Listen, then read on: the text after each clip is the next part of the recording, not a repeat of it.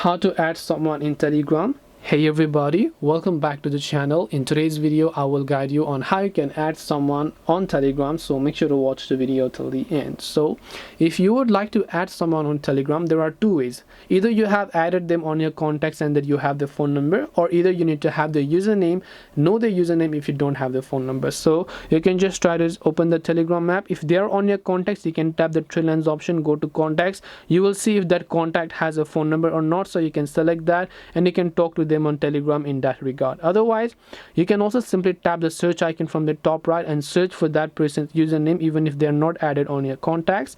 When you search for that person's username over here, you will be able to select them, and then as a result you will be able to send them messages or whatever else you prefer.